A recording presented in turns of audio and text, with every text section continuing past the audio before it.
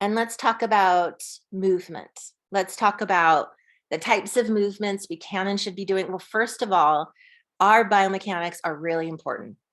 Just like we're in an epidemic right now of joint replacements, we are in an epidemic, and we have been for a long time, of poor biomechanics. The biomechanics messages from Stuart McGill, from Richard Souza at UCSF, from my friend Sharon Tang at Cal State Long Beach, from Irene Davis at the Spalding Center at Harvard, they're not filtering out. They're not getting into the fitness magazines. They're not being interviewed on Oprah. Oprah probably doesn't even have a show anymore. They're not being interviewed, on Glennon Doyle's podcast. They're not, the voices of science and biomechanics are not making their way out into the fitness industry yet. So practicing good biomechanics is really important. And I really highly recommend, if you don't already work with somebody who's looking and helping you with your biomechanics, find somebody you trust, get a good physical therapist. Physical therapists are the one medical discipline that is educated somewhat in biomechanics. And I have to say, not every physical therapist is. So make sure you ask your physical therapist if they're interested, if they're reading about biomechanics. If that's something they're into, then that would be a great person to work with you, because our biomechanics drive our biology, right? So good biomechanics first. Somebody in class just recently asked that, is it better for me to go up in resistance or drop it down and have better biomechanics? The biomechanics is always the most important thing, because through our biomechanics, we're communicating with those osteocytes. Those osteocytes are conducting how the bone is laying down, whether it's laying down into the joint surface, whether it's building, or whether it's reabsorbing. Use extension bias posture. So we're going to, lying on the belly, moving into extension. We're going to look at that in the research. Extension is more important because we're all moving back to pea pods. That is where we're originally from, and we're going back there. And it looks cute on a cartoon, not so much when that's happening through our bony tissue. And when I was in the UCSF laboratory, when we would see that somebody had completely regressed into their primary curvature, our chair, the chair of the UCSF anatomy department, would say, so that person spent their final years in a wheelchair without walking because they didn't have enough extensor strength to move them into that. And then also, let's increase our muscle mass, like just generally as women, let's do it. Like, let's commit to that. I think men need yoga so much more. And we need yoga as well for our nervous system and for our mind-body connection. But let's also load. Let's also strength train, right? To improve our balance, to improve our bone density. Our balance is a direct result of this connection between our lean body mass and the rest of our body. When we don't have enough muscle and bone, we can't tell where we are in space. We have many more falls, many more trips. It's just, if you have a low body mass index, it's the number one place you'll want to work on, is bringing up your lean body mass. So I love this picture because it so clearly shows biomechanics, faulty biomechanics, and good biomechanics. So often in the clinic, clients will say to me, I wore down this joint.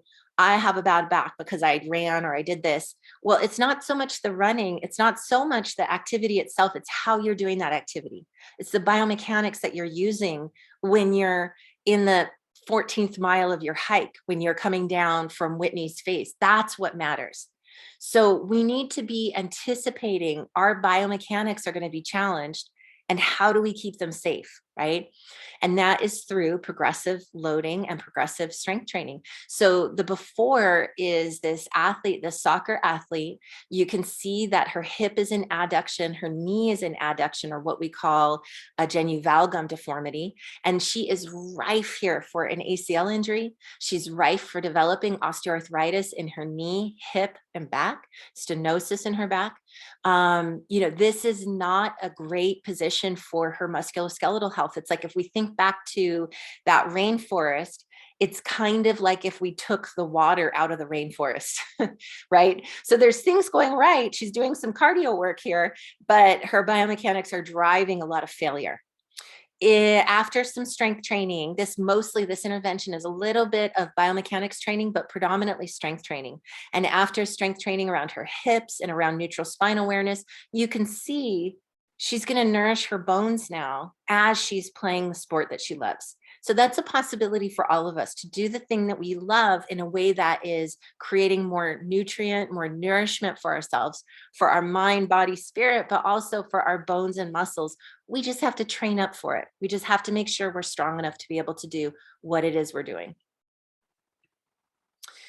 This is a beautiful cartoon, which I would say, so in the image that we just looked at, that soccer player in the first before image, this is her presentation. Now, can I tell you, I think I'm going to say 95% of the work that I do in the orthopedic clinic is here. It's just simply that we don't have enough strength on the outside of our hip. We don't have enough strength on our inner foot. And so we're excessively gapping the knee joint on the inside. We're excessively loading the hip joint into adduction. This is driving, again, like I said, those conditions, osteoarthritis, osteoporosis, it's driving poor conditions for the bone and the cartilage as well. It's fatiguing out the cartilage. The cartilage and bone love this Goldilocks situation. They love it. They're looking for the right amount of loading in this kind of more neutral alignment. You can see here the medial, the inside is the medial. The inside portion of the knee is overly gapped. The outside portion of the knee is overcompressed. This is too hot. This is too cold. This is just right. So this is driving the right kind of osteoclast, osteoblast activity, because it's the right kind of communication at the osteocyte level. It's the right kind of force, just right.